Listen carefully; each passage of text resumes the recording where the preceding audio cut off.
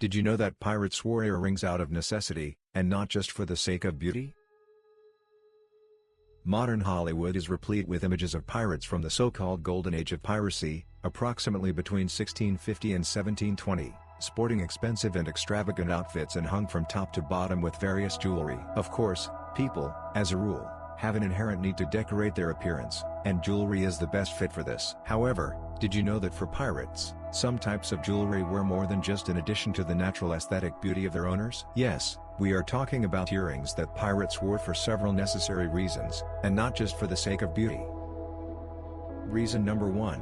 Pirates wore earrings as a demonstration of their naval achievements. Anyone familiar with the geography or history of piracy has probably heard of Captain Francis Drake, an English naval officer, navigator and privateer, pirate with a license. The strait connecting the southern parts of the Atlantic and Pacific Oceans is named after him. A powerful Antarctic circumpolar current passes through the Drake Strait, which is why the strongest storms form there, where winds over 30 meters and waves above 20 meters are not uncommon. This strait also contains the southernmost point of the South American continent, the islands of Diego Ramirez, as well as the legendary Cape Horn. It was believed that only an incredibly experienced crew was able to circumnavigate Cape Horn, and most of the ships in this place crash and die. Francis Drake was the first to officially cross this strait in 1578 on his ship Golden Hind, in honor of which he deserved that this strait was named in his honor. Since then, a maritime tradition has been formed in England, which allowed any sailor who passed the Drake Strait and rounded Cape Horn to wear a gold earring in his ear. By order of Queen Elizabeth, English sailors who passed the strait were allowed to drink a glass of whiskey in the taverns of English ports at Her Majesty's expense, as well as receive a gold earring award, which was an official confirmation of the sailor's talent and achievements. The pirates adopted this tradition, and each team that was able to achieve such an achievement received a gold earring from its captain. The captain specifically spent his personal money on the purchase and delivery of gold earrings to his team. Overcoming the Drake Strait was one of the greatest maritime achievements for a real sailor. Thus, the earring reminded the sailors that they would also be able to successfully overcome any obstacles they encountered.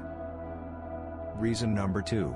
Pirates wore earrings for practical and superstitious reasons. Wearing your wealth on your body is an ancient practice common on many continents. Pirates lived and died for money. Their credo, their faith and their whole life and daily activities were driven by the need to acquire money and protect what they had from thieves like them. Jewelry was the perfect solution, since it was harder for a person to steal what you wear on your body compared to a coin purse or a chest, which could sink with the ship. But of course not every pirate wore earrings, because he dared to prove to someone his skill as a navigator, or tried to carry everything of value with him. The earrings worn by pirates were often worn by them because of various superstitions. For example, pirates believed that earrings make vision sharper and serve as magical talismans that prevent seasickness.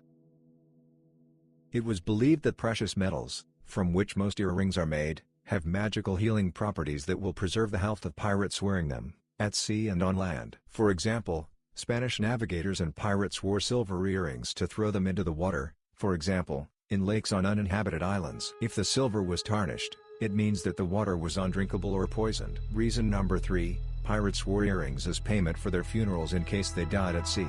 From the epidemic of the Black Death to the Gilded Age, the fashion for the memento mori concept came to Europe. Memento mori is a Latin phrase that roughly means remember that you will die or simply remember death. The memento mori theme was so incredibly popular throughout Europe that it was used everywhere, from decorative and applied art in this genre to simple decorations associated with the symbolism of death, etc. The memento mori theme had a particularly strong influence on piracy, where skulls were worn not only on jewelry, rings, but on pirate flags. Pirates lived under the slogan memento mori. In fact, one day, an earring for a pirate was a kind of physical insurance policy, guaranteeing him that he would be buried with dignity if he died at sea and was thrown ashore or died on shore. The person who finds his body will be able to use the earring as payment for his services to ensure that the pirate is properly buried. Some pirates have gone so far as to engrave their names and home ports on their earrings to ensure that their bodies can be sent back to their families if they die somewhere far from home and are found by random people. One silver and gold earring was enough to cover the funeral expenses of one person in the Golden Age of piracy. It was a good way to acknowledge your mortality and prepare for it. Historians have unearthed evidence to support this,